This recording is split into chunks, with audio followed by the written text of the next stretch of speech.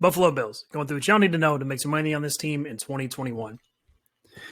This team was awesome last year. Obviously, 13-3, won a playoff game for the first time in a long time.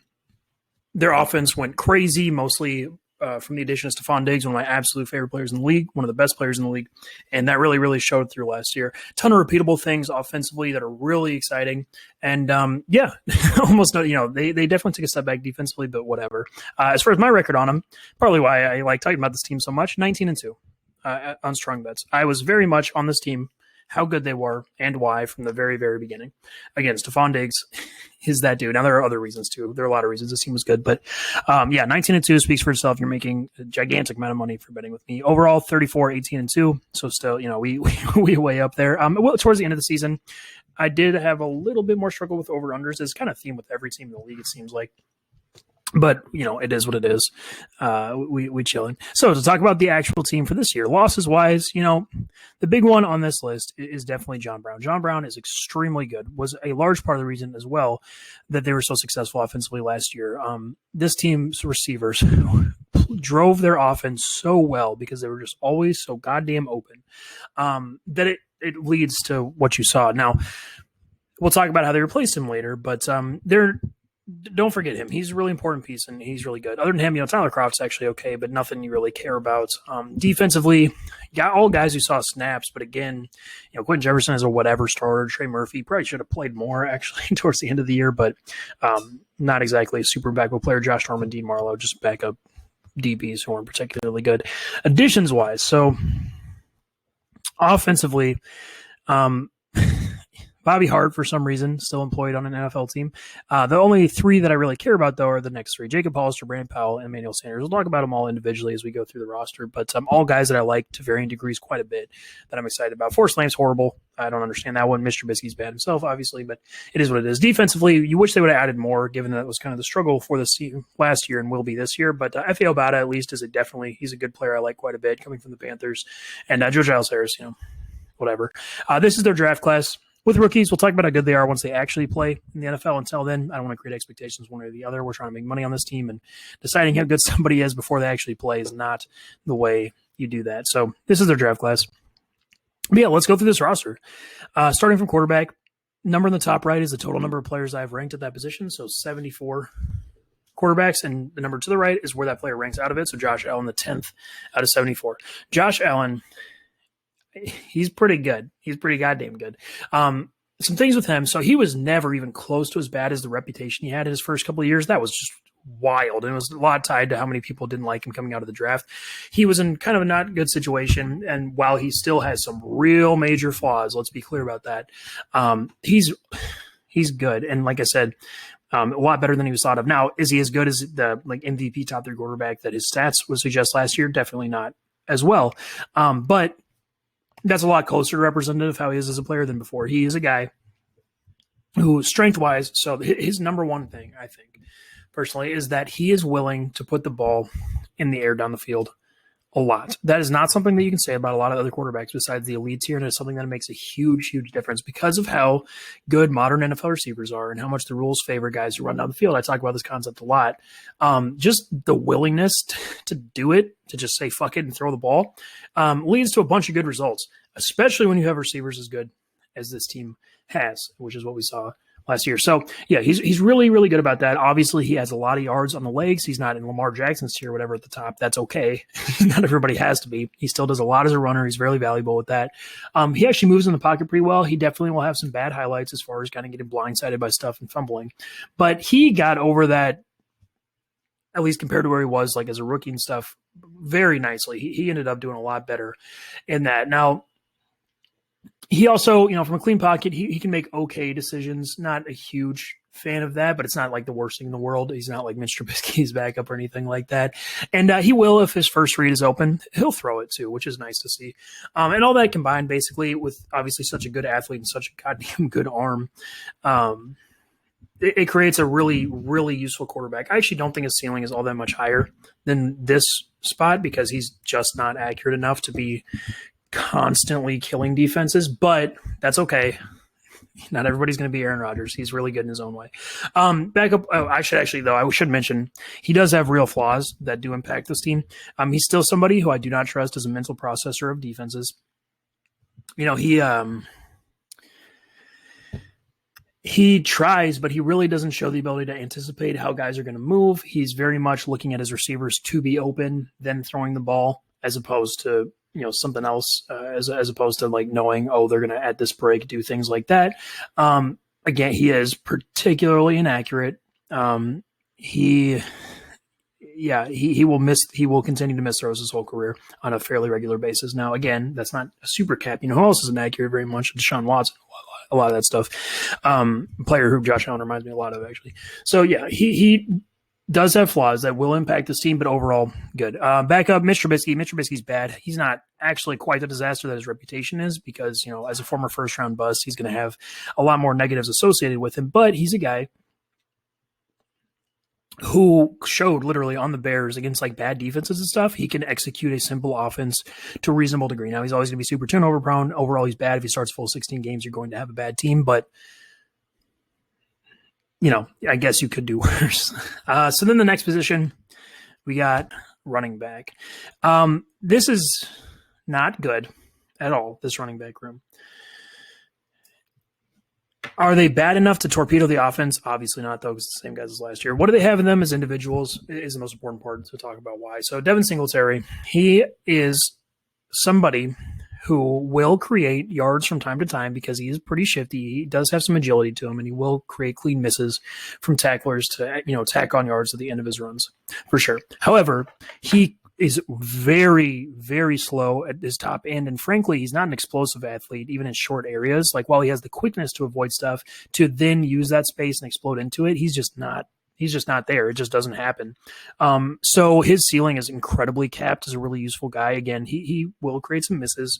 He's not like a disaster. He is in this, big, gigantic, like third tier or so of running backs where if you gave him 20 carries on like the Browns, he would be plenty productive. So I want to be clear about that. But he's never going to be somebody who's really adding anything to your offense. And Zach Moss's backup, frankly, I feel the same way. There are more people excited about him going into the second year. I don't really understand why. He kind of has the same limitation where he's just not fast enough to take advantage of what, big spaces and opportunities you do have in the run game. And like, he's okay again. He has a little bit of shake to him. He kind of has strong legs, but it's not enough to really separate himself from any of the, big pack. Because to be clear, even though there's looks like 47th for Singletary, 70th for Moss, all the guys between them are they're really the same level of production to a point. There's not all that big of a difference between the two. Matt Breida, who they bring in, I'm pretty comfortable saying is the best running back or most useful running back on this team. Technically, he's not the best, but the dude is so goddamn fast that the opportunities that the running backs ahead of him in this offense will not take advantage of. He will very frequently. He's just a blur in a straight line. There's a reason he was so productive on the 49ers team, who gives running backs like that a lot of opportunities.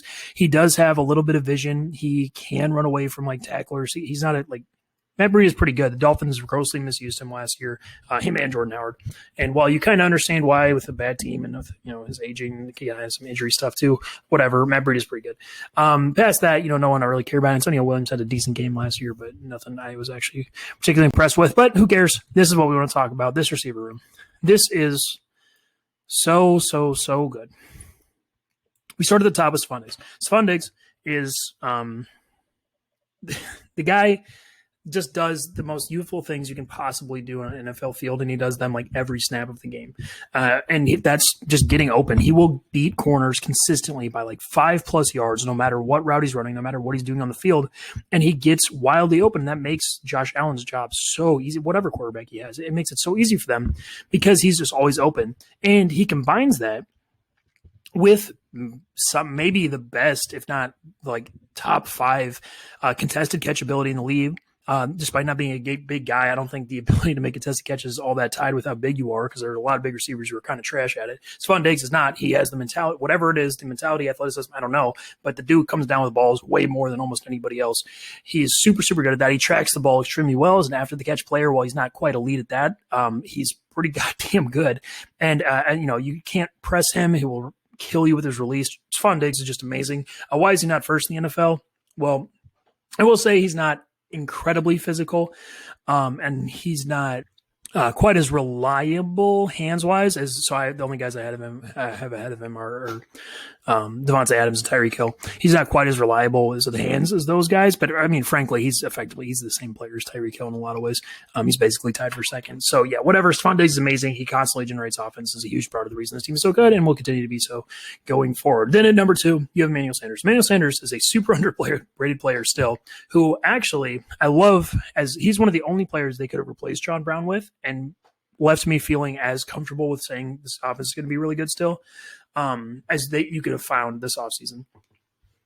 Because he does the same thing that John Brown does, and kind of that Stephon Diggs does, not at the same level, but the dude gets open like a lot.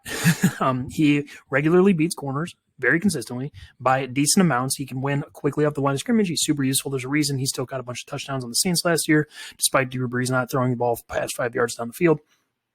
He's a really valuable player who just gets underrated because he's old and he had an Achilles injury. But, and yeah, he's not the player he used to be, sure, when he used to be like a top 10 receiver in the NFL, but he's still really, really good. He knows what he's doing. Really smart player. He will beat zone coverage too. Emmanuel Sanders is just awesome in general. Then you have Cole Beasley, who as a slot receiver adds a ton of value because, again, he's like kind of unguardable in man-to-man coverage. He's so quick, so shifty, so smart in terms of finding ways the defense is moving and going, in the other way to find space, that he's just always open between. Now, he's a lot more limited than guys ahead of him because he kind of maxes out at like 12, 15 yards most of the time. But past that, as opposed to some other slot receivers like Adam Humphries or something, he's still like got a little bit of ability. Cole Beasley can actually still make moves down there, not nearly to the same extent, but yeah, he's a useful player for sure. More than useful, he's really good. And then at the 4th receiver, you have Gabriel Davis, who was awesome as a rookie last year. Gabriel Davis is a player who, similar to the guys ahead of him, this team is so good at finding the one skill that really matters as a receiver, which is just getting open. Gabriel Davis does that just like the guys ahead of him.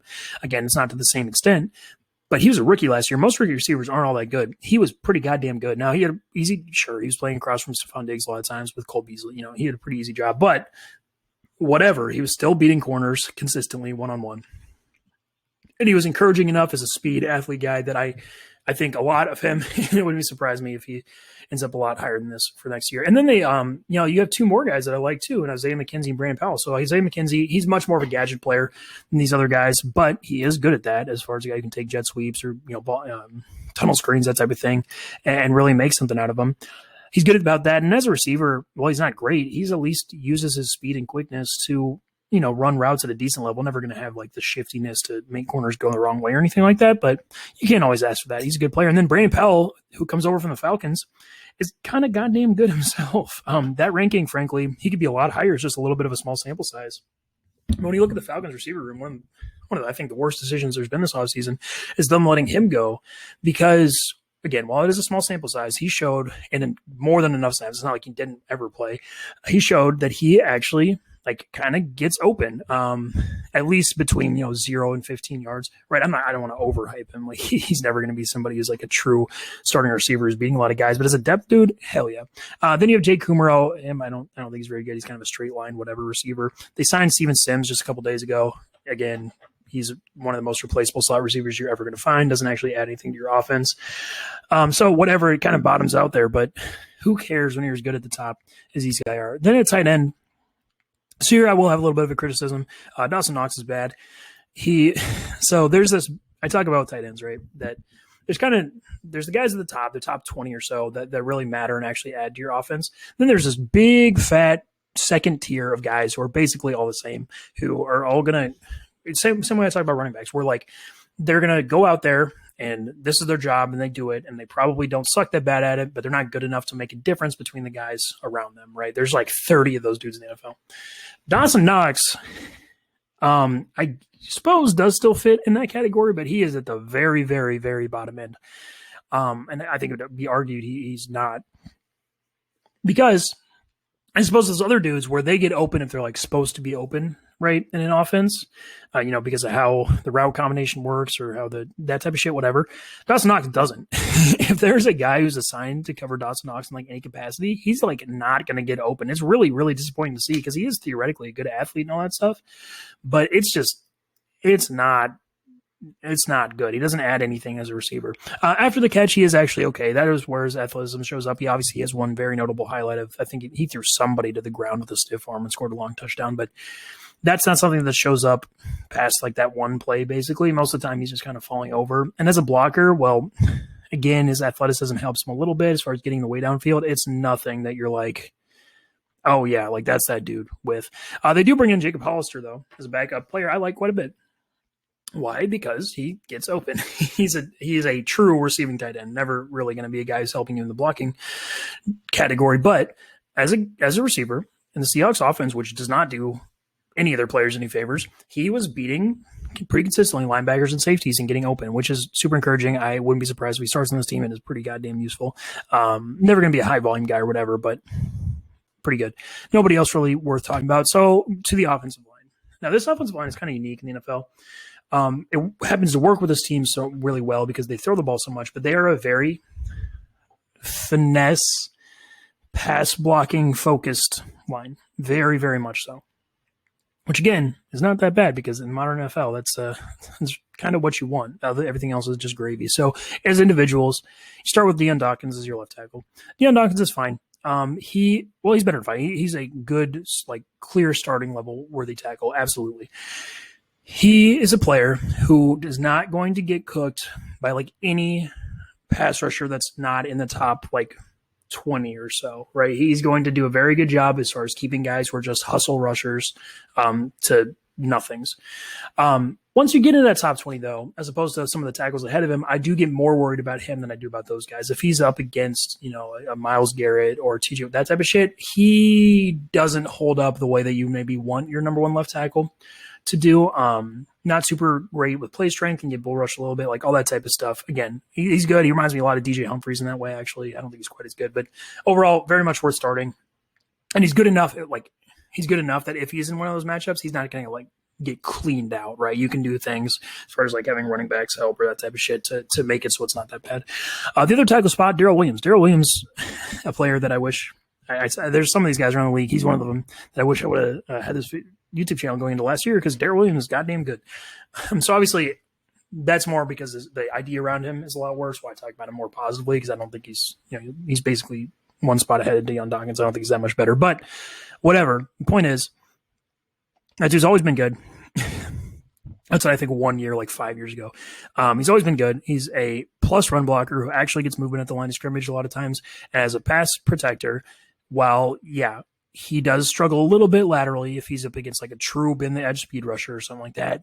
Sure. But even then it's not that bad. And most of the time he's doing just fine. And he's not going to get choked like up into the pocket. Dude he's just like good, solid. As a backup, for some reason they signed Bobby Hart. Bobby Hart is as bad as his reputation suggests. Jesus Christ. If he's starting for your team, you are actively hurting your chances of winning.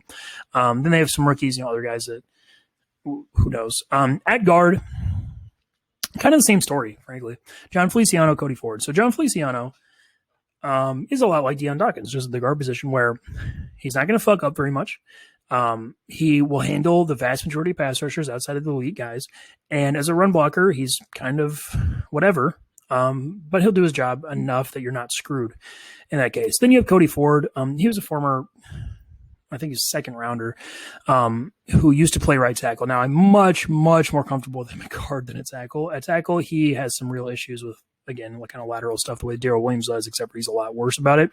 But as a guard, he is somebody who I'm comfortable as more than comfortable as a pass protector. I'm not worried about him at all. And in the run game, actually adds a little bit compared to what this team was kind of throwing out there at guard last year. Still not really a big positive, not somebody who's moving the line of scrimmage all that much or anything, but he can do okay. He can do okay in double teams, that type of thing. And he's an okay athlete too. So a starter worthy player for sure. Backup wise, there it gets tough. Ike Bodker started some games for the team last year. He was pretty goddamn bad. Just loses way too much, gets, off balance the line of scrimmage, tossed away by good defensive linemen, that type of stuff. Jamil Douglas, effectively the same thing. He was just bad on the Titans instead of this team, but not guys I would be comfortable starting. You'd maybe get away with it depending on who you're playing, but it's not good. Then at center, Mitch Morse. He's another of these, like, not elite tier quite, but like he's goddamn good as a center. He is a very, very plus pass protector who doesn't fuck up very much. if at all, generally most games. He will struggle against the higher end again. That's okay. And as a run guy, he will do his job. And he's never going to be the dude who's like moving dudes off the line of scrimmage or anything, but he does his job. He's an okay up and down athlete. He can get, the angles on the line of scrimmage, that type of thing. He's fine. So overall, that gives you an offense that is still going to be really, really good because you have Josh Allen behind a good pass protecting offensive line with no clear weaknesses, throwing to unbelievably good receivers. And that's, it is going to work. Like I said, yeah, sure, there's still a little bit of concern if they play, a truly elite defense or a defense with, some complicated shit they'll throw at Josh Allen because I'm still worried about him processing really weird stuff. But most teams aren't smart enough and or good enough to do that, the vast majority. And outside of that, yeah, Stephon Diggs is just going to fucking kill everybody, and so is Emmanuel Sanders to a point, and then Cole Beasley on top of it. Like I said, it's just Josh Allen behind a good pass-blocking offensive line with these receivers is really good, plus he's still adding all the value on his legs. And while, yeah, this team sucks at running the ball, and they still will, they're not, like, catastrophically bad. They're going to get, whatever their 3 yards of carry, enough that it provides an element so teams can't, just completely ignore it. And they have really good ways of moving the ball, with passing like by proxy of a run game, as far as, throwing bubble screens or throwing short passes that are kind of guaranteed to be completions, that type of stuff. And yeah, they're still going to be really good is really what it is. So is their defense better? This is the important part, because their defense is what kept them from being a true Super Bowl team last year. Now, obviously they contended for it. They're got to the AFC Championship game. They're a fucking good team. But this is what kept them from really being all that close to the Chiefs. Is it better? Unfortunately, we'll see. We'll talk about it. So on the interior to start, you got Ed Oliver. Now, there's going to be a theme with a lot of these Bills defenders, unfortunately, again, where my reaction, my assessment of them is what do they do? A lot of them don't suck and will do their job on a defense, but very, very few of them are proactively making plays or affecting the way that the offense tries to operate that they're playing against. And that is a really bad recipe in the modern NFL. Offenses are too good to just do your job. You have to have guys who are going to go out and make plays. This team, yeah. Isaiah Oliver was drafted to be that guy as far as a top 10 interior rusher, but he's definitely not that guy. He is a whatever penetrator who will occasionally get into the backfield, but it's pretty rare as a pass rusher. Again, can he beat some bad guys and get into the backfield? Sometimes, I guess, but it's never something you're scared of if you're opposing offense, or you really have to change the way you're going to play. And frankly, I don't even think he has the potential to be that. It's not like he's shown snaps or shown flashes of that all that much. Yeah, they're I'm sure if you look really hard, you can find one or two, but nothing consistent enough for me to even really consider him to be all that much better. So that's a tough start. Then you have Star Lutulele, sat out last year. He's played reasonable to good snaps before as the big fat nose tackle in the middle of the defense. Now, he used to be a little bit better than that as far as a guy who could make some plays as well. But after a year off at his age, I'm not exactly going to project that. And while, yeah, I do think he'll give them okay plays, a big stout nose tackle, that's not getting you very far. Backup wise, you have Burton Butler. Again, he kind of reminds me a lot of Ed Oliver, actually, where occasionally he'll flash some good hands or some decent things, but not really going to be super stout or a really big playmaker, just kind of there. You have Harrison Phillips, who, he's strong for sure, but not somebody who laterally matters. He might even be better than Lutulele as far as you control the A gap, and that's it, right? He's a very strong player, but other than that, he's never going to be again who's making plays, shedding blockers, and being the one who forces stuff. Justin Zimmer played quite a few snaps last year. He's whatever. Again, I'm not exactly excited about his ceiling. He is probably worthy of rotational snaps, but that's about it. On the edge, it's the same thing. So you do have a little bit of a high end in Jerry Hughes. Jerry Hughes is still a legitimately good speed rusher who will affect the quarterback. However, he's not the player he was even 2-3 years ago. As far as a really high-end guy, he's better than a lot of teams have, but not not good enough to really be an alpha on a good defense. Like I said, he'll create some pressure, but that's about it. And as a run defender, well, he knows what he's doing and he's going to be disciplined because he's a veteran, been around for a long time. Not the playmaker there that he is against the pass. He's kind of a little, not soft, but like not, his play strength isn't amazing, so he'll kind of get shoved off the point of attack a little bit. He's just whatever there. And past him, it's a lot of guys that I like individually, but who some doesn't necessarily add up to a really good player. Right, Mario Addison, he's a okay veteran who, again, is going to do his job, especially as a run defender, but not a dominant player by any means, not really a relevant pass rusher even, doesn't have a lot of moves, more of like I talked about with Deon Dawkins, kind of just a hustle guy who's going to be out there doing his stuff, but never going to beat good tackles. AJ Vanessa, as a rookie last year, he did some nice things as a run defender for sure. I do think there's a chance that he showed enough that he's going to be a lot better going into next year. I'm going to talk about him, but as a pass rusher, I really don't see the upside. And again, as a run defender, like while he was pretty good-ish for a rookie at it, it's not anything where I was like, oh, that's their dude. That guy's going to really make a difference there. Efe Obada, as I mentioned before, he's my favorite of this whole group. Very likely, he's a legitimately useful pass rusher and or penetrator against the run who's going to actually make plays. Like he's one of the few on this defense that can. However, I don't want to overrate him because while he is good at that, he's not this like monster about it, especially as a pass rusher. He's just kind of good. And he's more of a rotational, outside, inside rusher, that type of thing, which is not, if he's like your best playmaker on your defensive line, that's sketchy, to say the least. Daryl Johnson, another decent run defender. That's kind of all he does. And then you have two high-round rookies. So you get Greg Rousseau, Boogie Basham, drafted in the first and second round, respectively. And now they do have a chance to change kind of everything that I've been talking about.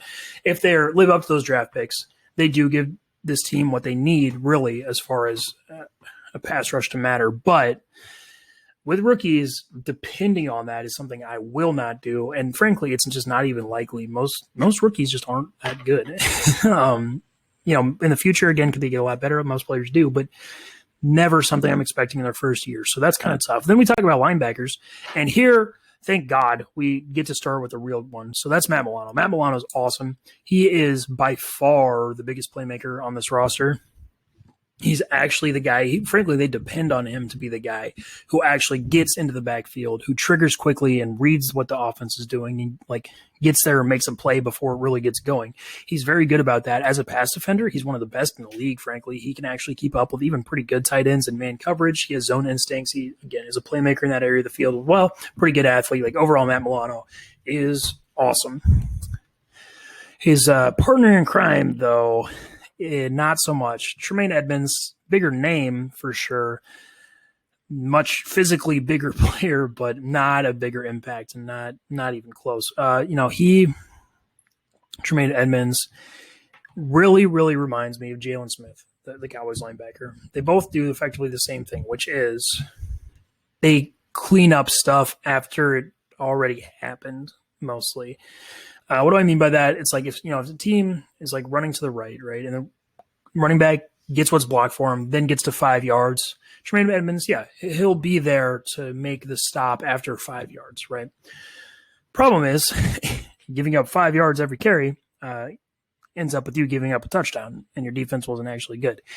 And it's that concept really applies to Tremaine Edmonds all over the place. Where he'll be there. He's going to be the reason you're not getting gashed for 30 in the run game consistently, but he's never going to be a guy who's getting into the backfield of his own volition and choosing to make plays. That extends to the pass game too. He's really whatever, doesn't really have instincts in that area, while theoretically, again, he's an athlete, enough of an athlete to make a difference. He just doesn't. He just kind of, that guy caught the ball for 6 yards next to me. Well, we'll go tackle him at 8 yards. It's that type of thing over and over. Now, there is use to that, to be clear. I do think he's starter worthy because it is nice to know that you're not going to give up 30 yards on any given play because you have a smart, disciplined linebacker, that type of thing for sure. And he is a good blitzer. I will give him credit on that, where when you do see highlights of him making plays, because they do obviously exist, it's when he's generally sent by the defense, which, has its own uses for sure. I'm not going to roast him too much, but that's what you get in Tremaine Edmonds. At your third linebacker spot. So AJ Klein's fucking garbage. He's really, really bad at this point in his career. He's just not enough of an athlete to be useful. And he's not good enough at mentally processing the offense and or run fitting, being in the right place to make up for his lack of athleticism. He's just kind of a negative if he's on the field. Tyrell Dodson is really the one I want to talk about. I just missed updating his ranking. He's not 117th. I believe he's actually 43rd in my rankings. Tyrell Dodson he's good. Now, it is a pretty small sample size last year, but it wasn't like nothing. It was a few games. Now, he was hurt by the overall weakness of this run defense specifically, for sure, but he was out there making plays. He was in the right position the vast majority of the time. As a pass defender, I actually think he showed like enough for me to be like, yeah, like he's helpful in that area. And overall, he's a player I would love to see get more starts, get more playing time. Probably, not over the top two here, but as your third guy, 100%, Tyrell Dodson's good. Depth-wise, other than that, you do struggle. Joe Giles-Harris did some okay things as like almost an edge defender on the Jaguars last year, a guy who was pretty exclusively playing against the run, walked up to the line of scrimmage, which, hey, this team does need. I will be clear about that. I actually kind of like that signing for them. I don't know how much he's really going to play. Tyler Matakievich, special teams player, effectively. Markel Lee, I hope he's just a special teams player. He's really bad on the Raiders before this. Just like a negative athlete who's going to get smoked. He hurts your defense if he plays, whatever. Then at corner. So this is the other big one on this defense, Tre'Davious White. Tre'Davious White, I have his second best corner in football. He is crazy good. That dude limits every receiver in the NFL effectively. He's one of the only guys who, like, if he had to play Stephon Diggs on their side of this ball, I would actually be comfortable enough, like, even considering him affecting him. He's really, really, really good. And that's the type of receiver, frankly, it takes to beat him, because if it's not one of those guys in the top 3, top 5, it's going to be advantage Tre'Davious White. Well, yeah, sure. He's not going to keep everybody to like 0 catches for 0 yards the way that like a Jalen Ramsey or Stephon Gilmore can, because he's not always pressing dudes up at the line the same way. That doesn't mean he's not as valuable, right? Because when he's keeping all these elite receivers to like 3 for 30, something like that, on like 8 targets, that's the type of thing he does, and that is super, super valuable. Tre'Davious White is awesome. Your other corners, though, they are okay in a vacuum, but they really fall back into that category, guys I talked to earlier, where it's like, what do they do? What do they help with, right? Levi Wallace is going to be out there, and he's not going to get burned too much, and he's not going to give a bunch of big plays, but he's never really going to be like, at the catch point, bothering receivers, making stuff hard for the offense. He's just going to be the one who kind of cleans up the tackle after they caught a 10-yard pass, that type of thing. Now, he's a little bit better than that, right? Like, he can be there at the catch point. He can follow, especially like if you throw some not so good number receiver twos up against him, he'll be fine. But, well, it definitely lacks the high end. And then Tyrone Johnson as the slot corner is like kind of the exact same player, frankly, where, yeah, he's not going to fuck up. He's not going to get smoked, but he's going to give up enough like 10, 12-yard completions because he's not super tight on the dude he's covering, that his usefulness only extends so far. Backup-wise, Cam Lewis, I actually think, has played some decent snaps in his career before. It's been a little bit, and it's not like he was amazing, but he's kind of okay. Dane Jackson, actually, same thing, and he was a rookie corner last year. There was definitely some stuff to his game. Never somebody that I'm like, oh, yeah, he's going to be a shutdown player. But in this defense, where I will say, they don't ask a lot of their corners, especially the ones who aren't Tre'Davious White. Like, yeah, he can play their soft zone coverage pretty decently, but nothing really past that. And, yeah. Then we get to safety. So safety here.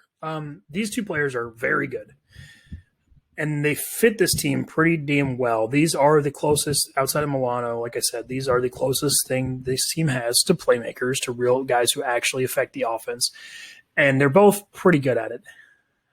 However, neither of them are elite at it, which does matter. If we were talking about safeties here, if they had all this in front of them and then they were like true constant playmakers, always around the ball, you're going to be looking a lot different and probably better defense. But what do you have in these guys is still good, to be clear. Let's talk about them. I'm going to start with Micah Hyde. Actually, he's the better of the two. Especially as a pass defender, Micah Hyde makes plays. He has really good ball skills. He has pretty good range between intermediate, deep area of the field. He's going to react and be there at the catch point a lot of times. He's good, and he can actually play it well. Like I said, he's overall real coverage limiter who does decent things, can even cover some tight ends, and he actually plays the run okay-ish. Jordan Poyer, basically the same player, just a little bit worse, doesn't have the same ball skills and like true playmaking ability that Micah Hyde does. Not going to be somebody who's like going crazy picking off passes, but Still good, very disciplined, very safe, knows what he's doing, is going to be a plus in coverage every time he's on the field. And so that really helps as kind of a shell of a defense. But when we talk about how this defense functioned as a whole, the reasons that they were bad last year really still apply, because this is a team that, frankly, when you look at their roster, is going to get smoked in the run game by good teams. They're going to get pushed around. They're going to get trucked, if you will, anything you want to say. They're just not good enough at it. Fully healthy Matt Milano definitely helps, and they do have the safeties to keep guys from going crazy on 80-yard touchdowns and stuff like that. But you just don't have the playmakers in the front, or frankly the play strength to keep teams out. And what I talked about with Edmonds, that's it's consistent, but it's not super successful. And then as a pass defense, there are more tools there to be good, but you're kind of missing the high end, because one, the scheme that they play is very safe, is keep stuff in front of us, play reactives, kind of softish zone coverage, like guys take short completions, that type of thing. There are teams that's really helpful against, to be clear, for sure. There are also teams where that makes things way too easy, and where they're going to get burned for it, which also showed up a lot last year.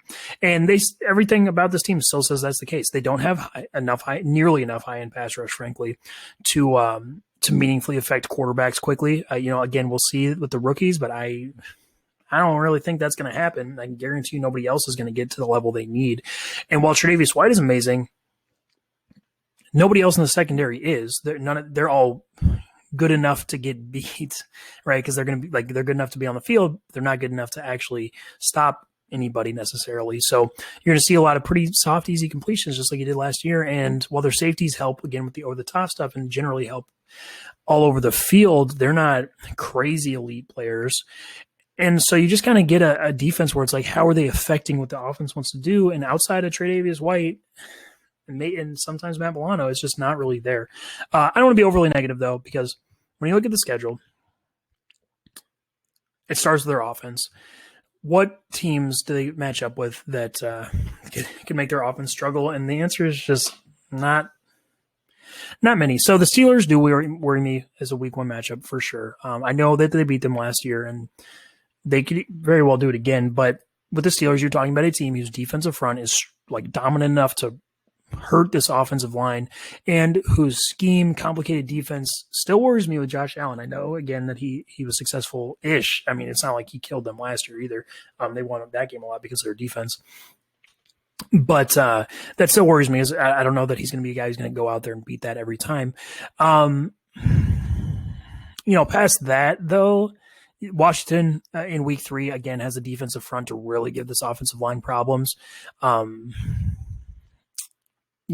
There is the stretch, then I will say, from the Colts. Well, we'll get into that when we talk about the defense. But, overall, they're probably okay. And what's nice about them is specifically in the matchups in division with the Dolphins and Patriots, which play very good, complicated defenses, they have the exact tools to beat those guys, because both of those teams depend on their corners being so good that you can't throw to your receivers and be efficient. That's impossible with the Bills. There's receivers are too good. Stephon Diggs is too good for that shit. And so they kind of have the Bills are the kryptonite to those specific teams, which is nice because they play them 4 times. Defensively, you're still worried about getting fucking smoked off the line of scrimmage. You're also worried about teams that are going to be comfortable taking all the short stuff you're going to give up and not get rattled by it, or have really good ability in the red zones. And when you talk about that comes up more on their schedule. You do catch the Chiefs, a team I'm very much worried about. The Steelers kind of thrive in that short area, especially when fully healthy. And frankly, the stretch where they catch the Colts in week 11 all the way up to the Bucks in week 14, and then the Patriots in week 16 again. So 5 out of those 6 or 4 out of those 5 weeks. Yeah, 5 out of 6. They're playing dominant, best in the league level offensive lines that are going to kind of smash them up front, and that definitely scares me. That stretch is tough. Overall, though, they're still going to be really, really fucking good because their offense is going to be so good and explosive and beat so many people. But I would be worried about quite the super high end because they just didn't fix the defense the way they needed to, and that really caps their ceiling. So still, overall, good team, very good team.